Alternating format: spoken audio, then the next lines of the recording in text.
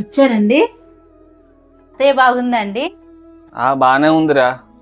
నా గురించి ఏమైనా అడిగిందండి?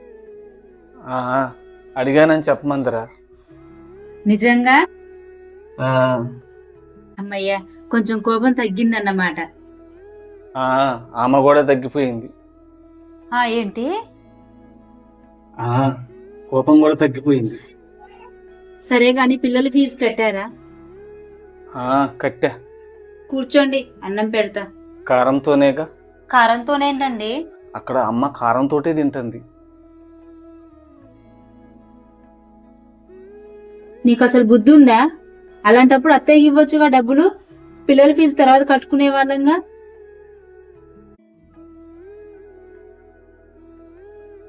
ఏంటండి?